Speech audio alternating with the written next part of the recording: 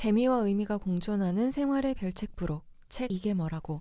안녕하세요. 남들이 궁금한 게 뭔지 궁금한 요조입니다. 안녕하세요. 책 이게 뭐라고? 남들이 안 궁금한 게 궁금한 소설가 장강명입니다. 요조의 시시때때로 2부 시작하겠습니다.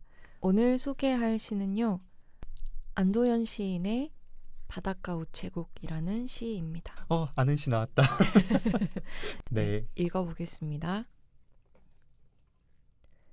바닷가 우체국. 바다가 보이는 언덕 위에 우체국이 있다. 나는 며칠 동안 그 마을에 머물면서 옛사랑이 살던 집을 두근거리며 쳐다보듯이 오래오래 우체국을 바라보았다.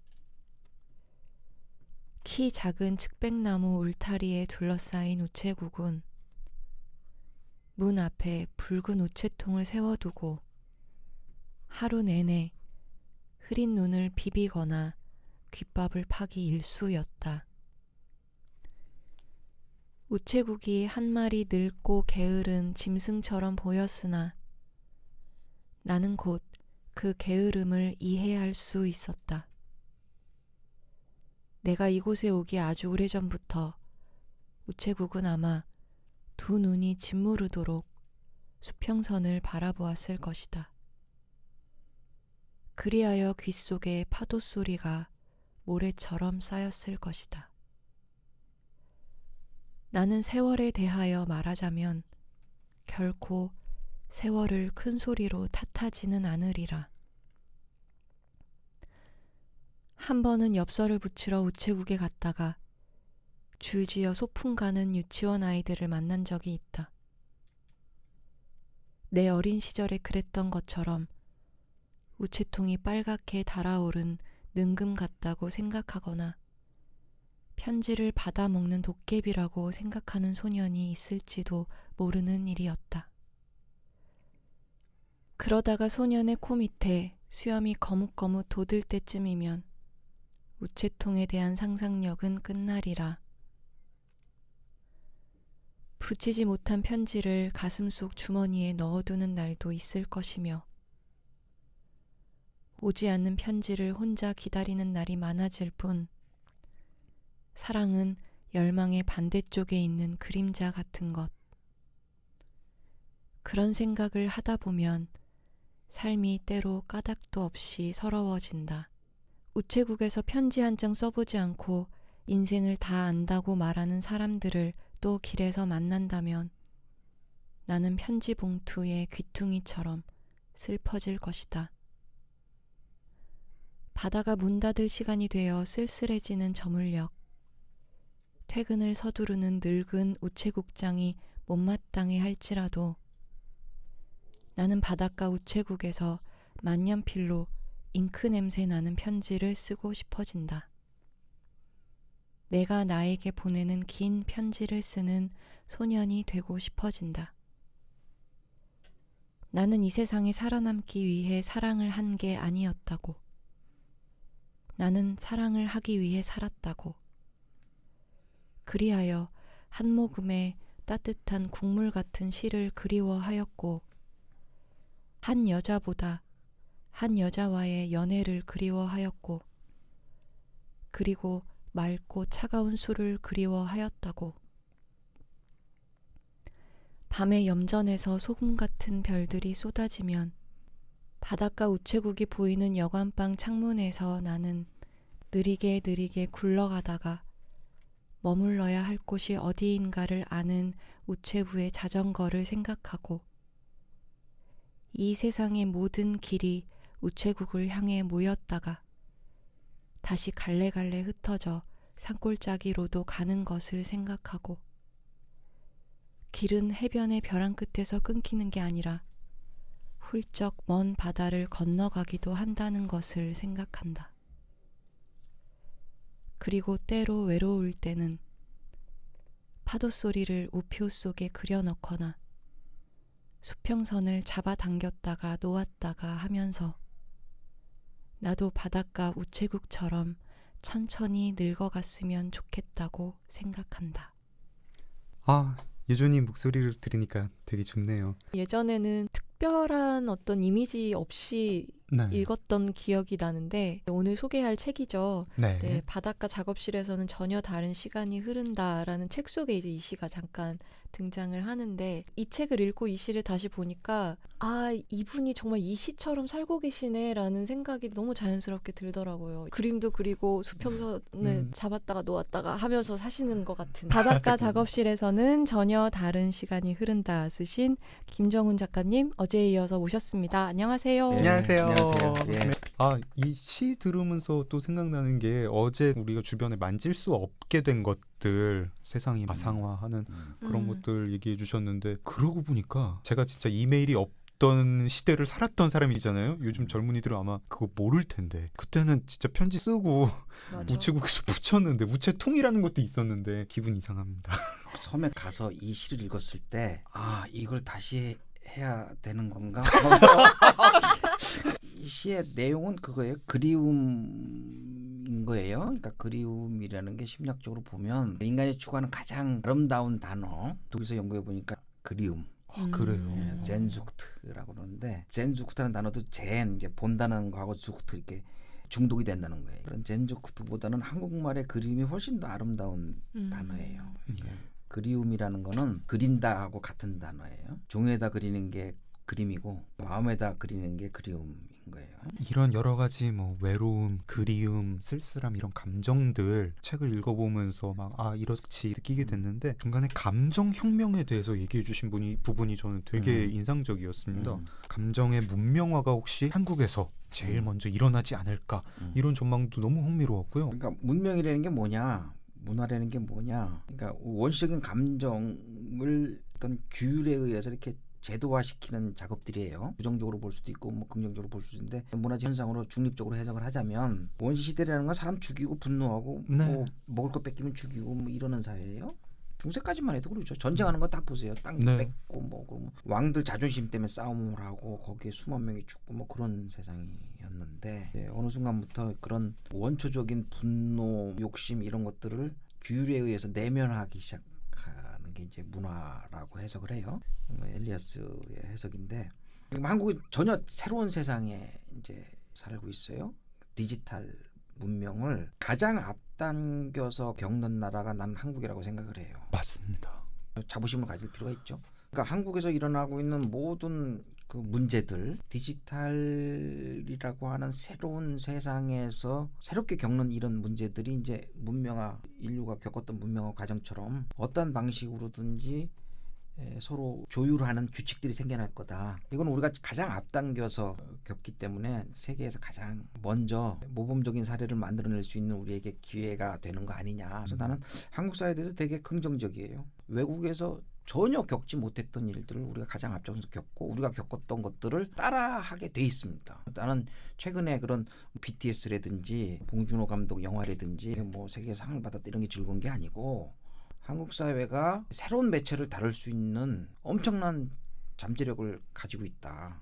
결국 유튜브라든지 이런 것들을 다룰 수 있는 기술들이 결국은 BTS를 만들어낸 거고 봉준호 감독의 영화라는 것도 이건 역사적 개인이라고 얘기하는 건데 한 개인이 탁월해서 그런 게 아니고 그 뒤에 숨어있는 엄청난 문화적인 역량들이 한국 사회가 갖고 있는 것이다. 그래서 그런 것들이 시간이 지나면 감정혁명이라는 새로운 형태로 우리도 세계사에 뭐 기여할 수 있는 뭐 좀 기회가 있어야 되지 않겠어요? 그게 될 거다. 그 부작용을 제일 먼저 겪고 있잖아요. 그렇죠. 뭐 온갖 조리돌림이니 모든 사람이 보는 공간에 어떻게 저렇게 쓰레기 같은 얘기들을 막 하고 뭐 혐오 발언 쏟아내고 이런 거 보면서 다른 나라 인터넷 사이트에 갔을 땐 댓글이 비교적 점잖은데 여기만 특유의 이상한 문화가 막 생기는 걸 보면서 진짜 답이 없다 답이 없어 진짜 왜 이러냐 싶었는데 오히려 그런 걸 제일 먼저 겪었기 때문에 그런 걸 다스리는 규칙도 제일 먼저 그렇죠. 생겨날 수 있고 그러면 이게 다 외국에 전파가 될 것이고 그렇죠. 그러니까 인쇄혁명, 네. 구텐베르그 인쇄혁명 같은 것들이 처음 나타났을 때 모든 사회가 그걸 골치 아프게 생각했어요. 어떤 현상을 보면서도 거기서 좀 다른 각도로 또 이렇게 좀 긍정적인 전망을 하는 이런 거 감탄하면서 읽었습니다. 네. 그 외에도 이제 리스펙트와 인정투쟁에 대한 그 이야기도 좀 듣고 싶어요. 사실 장 작가님이랑 저도 인정에 아주 아니 목말라 있는. 근데 꼭 저희만 그런 게 아니라 책 내용이 맞는 게 그냥 대한민국 5천만 명이 지금 다 인정투쟁에 돌입했어요. 우리가 의식주 해결하는 단계는 이제 지난 것 같은데 정말 이제 다들 인정받고 싶어가지고 남을 깎아내리면 그 목만큼 나한테 인정이 온다고 생각하는 그런 걸 정말 인정투쟁이라는 게 이제 청년 해겔 철학에서 나오는 개념이에요. 그걸 네. 가지고 이제 악셀 호네스라는 사람이 그걸 연구해서 인정투쟁이라는 캄프 아네어켄농이라는 단어를 세계적인 단어로 설명했는데 굉장히 좋은 단어니까 뭐 정말 왜 사느냐 받기 위해서 사는 거다 이게죠. 왜 돈 벌려고 왜 높은 지위에 올라가려고 그러냐.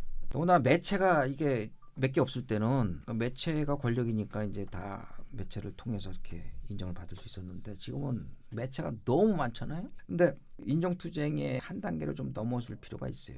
뭐냐면 인정투쟁은 어떻게 경험이 되느냐. 타인들의 감탄을 통해서 경험이 돼요. 네. 내가 인정받고 있다는 건 네네네. 뭐냐면 스타가 된다는 건 뭐냐면 가는 데마다 어우 저분. 근데 감탄 두 가지 차원이 있어요. 내가 하는 감탄과 받는 감탄이 있어요. 감탄을 자꾸 추구를 하다 보니까 질투, 시기 이런 걸 힘든 거예요. 내가 감탄을 하면 훨씬 더 쉬워요. 예를 들면 내가 여수 바닷가에서 느꼈던 건데 해질 때 너무 아름다운 거예요. 해질 때만 되면 화실의 창문을 통해서 그 해지는 장면을 계속 보면서 너무 좋다. 너무 좋다. 계속 감탄을 해요. 인류가 만들어낸 또 하나의 엄청난 업적이 뭐냐면 그 감탄을 스스로 할 수 있게 만들어낸 것들이 예술이에요. 미술 작품을 봤을 때 그렇죠. 좋은 음악을 들으면 감탄하거든요. 비학적 경험들이 인정투쟁을 다른 방식으로 할 수 있게 만들어낸 엄청난 인류의 문화상품이 돼버린 거예요. 결국은 이런 허접한 인정투쟁으로부터 나를 구원해 준다라는 거죠. 그래서 삶의 좀 중요한 고비마다 심각하게 내가 제대로 살고 있는가에 대한 고민을 할 필요가 있어요. 그러니까 내 인생인데 내가 지금 제대로 결정하면서 살고 있느냐, 제대로 살고 있느냐. 근데 그게 쉽지가 않아요. 근데 내가 추구하는 게 뭐지? 무슨 인생을 살고 싶었던 거지? 이런 질문들을 놓치니까 타인들의 인정에 목말라하고 그 사람들은 내 인생에 대해서 관심 없어요. 그 사람들이 좋아요 누르는 거는 자기가 좋아요 받고 싶어서 눌러주는 거예요. 왜 그 관심에 목매면서 내 한 번밖에 없는 인생을 버리느냐 이거죠. 근데 이런 질문에 대한 답이 어느 한순간에 딱 나오는 게 아니고 답 나오기 전엔 두렵고 답 나와도 완전히 자리 잡기 전에는 이거 제대로 한 거 맞나? 막 후회하고 막 그 기간이 되게 괴롭지 않습니까? 작가님 어떠셨나요? 그러니까 무조건 해라 이거예요. 후회는 누구나 해요. 후회 없는 인생은 거짓말이에요. 주체적 행위를 하면 누구나 후회하게 돼 있어요. 왜? 다른 가능성이 항상 있는 거니까. 그렇죠. 근데 후회는 두 가지 종류가 있어요. 한 일에 대한 후회와 하지 않은 일에 대한 후회가 있다는 거예요. 한 일에 대한 후회는 하든지 내가 정당화해요. 예를 들면 배 타고 내가 섬에 들어갈 때마다 내가 견딜 수 있는 거야? 이제부터 내가 외로워지는 걸 견딜 수 있는 거야? 아직도 그러신가요? 그런 거 있어요. 아직도. 말론 여기 와서 이렇게 얘기하지만 그래도 막 사람들하고 이렇게 얘기하고 누군가 내 얘기 들어주잖아요. 너무 네. 재밌어요. 이따 저녁 때 차 타고 내가 내려가야 되거든요. 혼자서 수술 안 하겠어요? 야 여기 이렇게 좋은데 내가 왜 두고 가지? 뭐 이런 생각을 여수에 내 미역청과에 섬에 가면 아침에 고기가 잡혀. 그건 내가 구워서 먹을 때 그 기쁨 생각해봐. 그건 너 정말 잘 지은 거야. 그리고 책장에 있는 네 책들을 한번 다 생각해봐. 그거 읽으면서 네가 공부해서 책 쓸 생각을 한번 해봐. 얼마나 행복해. 가슴 안 뛰어? 이런 식으로 나를 끊임없이 정당화를 해요. 네. 한 일에 대해서는 정당화가 아주 간단해요. 근데 하지 않은 일은요. 죽을 때까지 가요. 내가 50세가 됐을 때 교수를 때려쳤어야 되는데 아직도 못 때려치는 거예요. 이러면서 은퇴할 때까지 갈 거란 말이죠. 죽을 때 어떻게 하겠어요? 나이가 들어서 지혜로워진다는 얘기가 뭐냐면 눈앞에 보이는 구체적인 사물에 대한 감각들은 둔해지지만 이거는 멀리서 파악하는 지혜는 생긴다는 거예요. 바닷가에 살면서 행복해하는 게 뭐냐면 멀리 볼 수 있다는 거예요. 멀리 본다는 경험이 삶을 지혜롭게 만들어주고 자기 성찰을 가능케 하는 거예요. 그러니까 내가 여수에 살면서 나에 대한 그 성찰들이 어떻게 가능했느냐 멀리 볼 수 있었기 때문에. 이게 다 한 세트군요. 멀리 본다는 것, 성찰한다는 것, 깊이 생각한다는 것. 메타인지 나를 상대화하는 거. 내가 추구하는 가치들에 대해서 상대화를 할 때 이것에 대한 의미가 보이는 거거든요. 깊이 생각하면 멀리 보게 되고 멀리 음. 보면 또 깊이 생각하게 되고. 그러니까 네. 제일 쉬운 건 그런 물리적 경험들을 하는 거예요. 그러니까 멀리 볼 수 있는 곳에 가야 되는 거죠. 그 제주도 올레길을 걷고 뭐 산티아고를 걷고 뭐 이러는 게 멀리 보는 경험들을 하기 위해서 가는 거예요. 맞아. 꼭 네. 그렇게 성찰하러 가는 곳은 다 전망이 좋은 곳으로 가더라고. 뭐 산티아고를 안 가도 동네 뒷산이라도 올라가서 멀리 보는 경험들. 요새 우리 한강 주변이 너무 좋으니까 그런데 이렇게 걸어보는 경험들이 나를 상대화하면서 메타인지를 활성화시키는 경험들이 되겠다.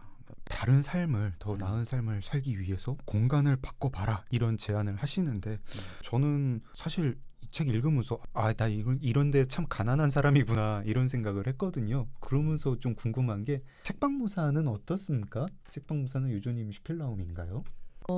저의 슈필라움이 되었으면 하는 마음에서 만든 공간이기는 한데 애초에 제가 그 공간을 만들면서는 이제 뭐 손님이 없으면 없는 대로 그냥 뭐 책 보면서 유유자적 지내야지라고 네. 생각했는데 손님이 없으면 책이 안 읽혀요. 자영업자. 책이 안 읽히고 계속 현관 그 입구만 보는 거 왜 이렇게 안 오지? 사람 오늘 왜 이러지? 그 막 괜히 다른 그 사장님들한테 거기 오늘 사람 많아요? 막 이러면서 괜히 물어보고 네. 그렇게 된다니까요. 절대 슈필라움이 안 되는. 그거 현실이니까요. 네. 현실은 분명히 존재하는 거죠. 뭐 저라고 그런 현실이 없겠어요. 어쨌든 내가 추구하는 게 뭔데라고 하는 궁극적 질문에 대해서 끊임없이 상대화하는 노력들이 있는 게 필요하고 어떠한 작은 공간이라도 내가 평소에 생각하는 거하고 다른 내 삶의 근본적인 가치들에 대해서 성찰할 수 있는 기회가 주어지는 공간이라면 그게 슈필라움이 되겠다. 이게 내 인생이라고 하는 주체적 사고가 가능한 공간. 그게 뭐 그렇게 요란할 필요도 없고요. 근데 확실히 이 책을 보면 사람들이 이참에 나도 어디가 됐든 떠나서 나만의 공간을 한번 개척을 해볼까? 이런 생각을 많이 하실 것 같거든요. 네. 이게 또 현실이 될 때는 여러 가지 또 난관들이 있잖아요. 그렇죠. 믿는 구석이 있어야 돼요. 믿는 구석.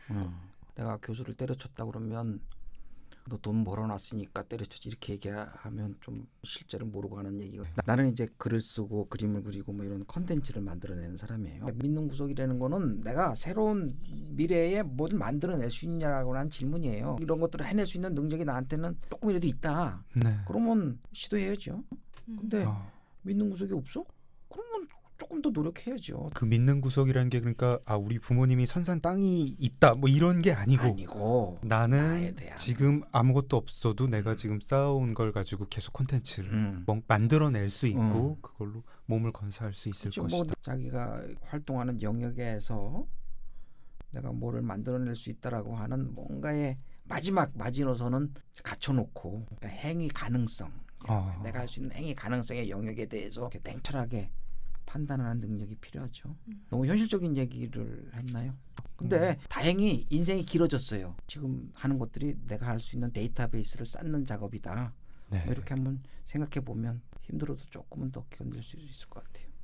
이제 슬슬 마무리를 해야 될 것 같아요. 아무튼 오늘 되게 여기저기 어디로 튈지 모르는 어떤 대화 속에서 아주 알찬 시간 보낸 것 같아요. 먼 길 와주셨는데 저희와 함께한 시간 어떠셨는지. 너무 즐거우니까 또 얘기가 되는 분들하고 얘기하니까 너무 행복하고 내려갈 때 또 너무 외로울 것 같아. 이런 경험을 하면 이거 이렇게 떨치고 가기가 너무 힘든데 진짜 저희 나중에 한번 네. 작업실 다 같이 가서 실물로 좀 보고 침도 몰래 묻혀가면서 책을 좀 몇 권 이렇게 봐야 네. 되겠어.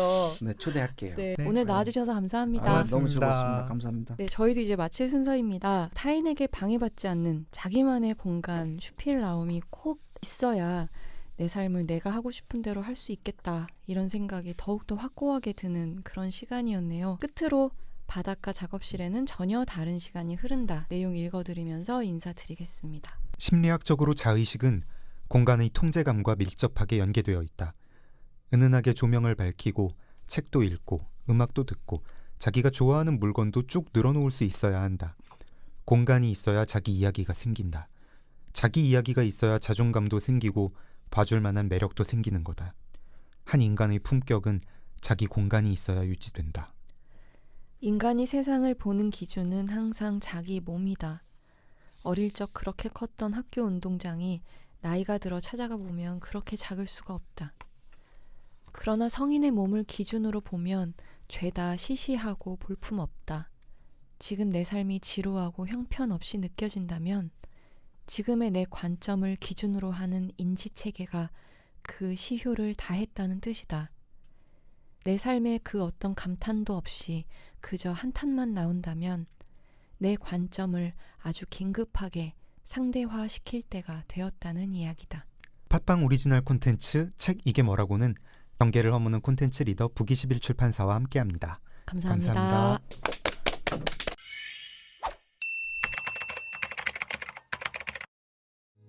정말 이게 뭐라고 정말 이게 뭐라고 정말 이게 뭐라고 고고고고 이게